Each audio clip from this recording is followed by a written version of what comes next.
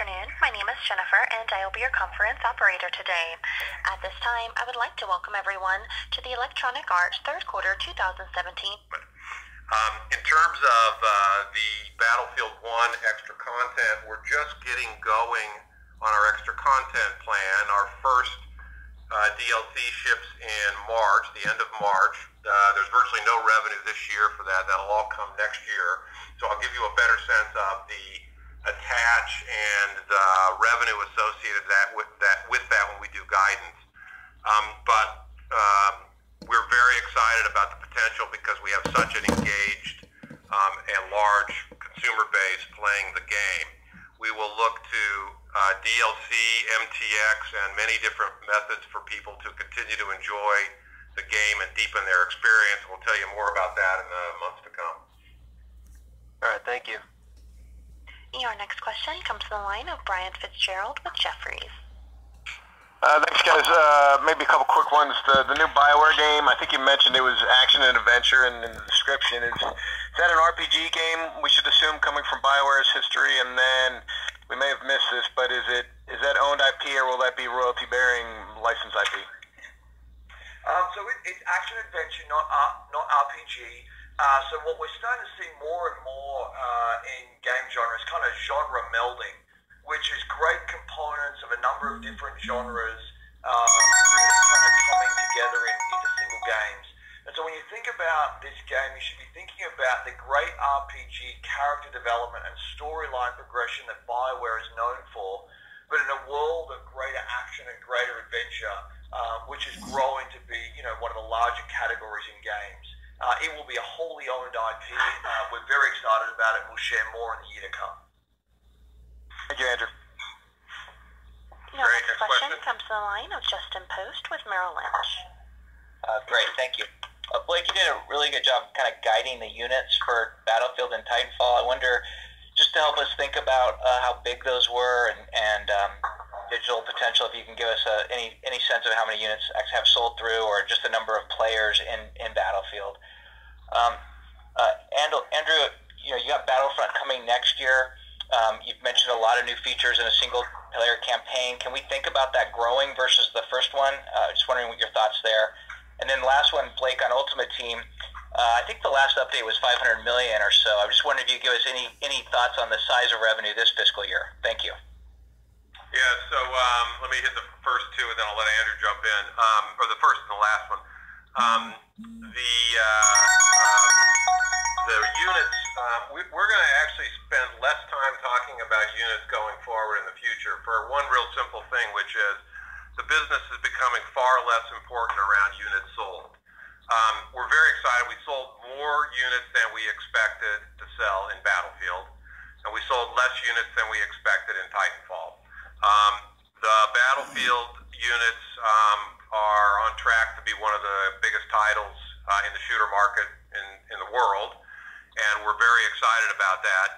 And that means there's a lot of people playing, and the engagement levels they're playing at are things that at a point we've not even seen in our past. We're highly engaged audience and incredible depth of gameplay that's going on. And so you should assume that we'll give units probably up front when we give guidance to give people sizing, but we're going to try to spend less time talking about the units and more time talking about the revenue associated with the game because we think that's more important. In terms of, let's see, your last question was? Ultimate Team, yeah. So we're now tracking close to $800 million a year on Ultimate Team between the three sports. Obviously, FIFA is the largest, followed by Madden, and then followed by hockey. But it's very encouraging at the continued excitement around that business and our ability to continue to grow it despite its extremely large size already. So on Star Wars Battlefront, again, we're not in a place where we're going to give unit guidance or revenue guidance at this juncture. But here's what I would leave you with. This is going to be a big game. The first game was very well received. It was widely regarded as a game that fulfilled people's Star Wars fantasies in ways that they could never have imagined. But it was also a game where people asked for a lot more, and a lot more depth, and a lot more of the greatness that the game kind of embodied. This game, again, is going to be in more locations, more game modes, more eras, more ships, including a full single-player campaign, which is very, very exciting. So we have every reason to believe we're delivering fans exactly what they're asking for with respect to a Star Wars game. We've also had another movie since we launched the last one, and another one coming later this year. And we would expect that the global fan base for Star Wars will continue to grow. So we feel great about the game, we feel great about the overall community, and we feel great about the energy that the movie will generate in and around the launch of the game. Thank you. The next question comes from the line of Colin Sebastian with Robert W. Baird. Great. Thanks for taking my questions. I have a couple. First off, was hoping you could talk a little bit about the relationship with Respawn in terms of the future of Titanfall.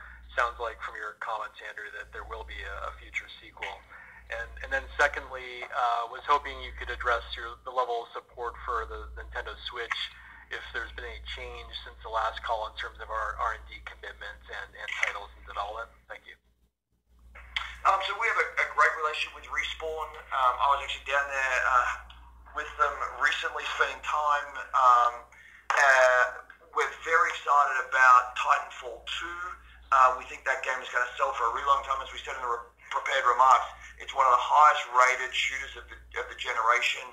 It's also got some of the highest NPS scores across our portfolio, so people playing the game, they're having a great time.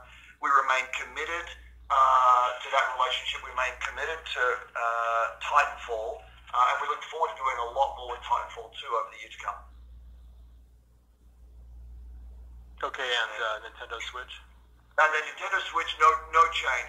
As we've announced, we're going to launch FIFA for the Nintendo Switch later this year. Blake, just slip another one in, just to clarify. It looks like NBA Live was in the release slate for March in the last presentation. Does not appear in this presentation. Could you just clarify if that was a change? It was a good catch, Colin. I'll let Andrew give you the sort of the development view of NBA Live. As everyone knows, we've been on a journey with NBA Live. It's something that we remain, again, very committed to with our partnership with the NBA, and want to deliver something that's truly innovative and disruptive in the marketplace. We had planned a launch in the not-too-distant future with what we believed was going to be the first step towards that level of innovation, creativity to create a disruption in the marketplace. In all honesty, we got the game, and it's really, really good and a lot of fun, and we feel like we are better positioned to launch that with the fullness of the NBA season ahead of us, and have decided to double down on that, add to it, and launch it as a full beat later in the year. So you'll hear more about that and see more coming over the next 6 months. As Andrew said, we're extremely excited about it, and I've been able to beat Andrew a couple of times as long as I'm playing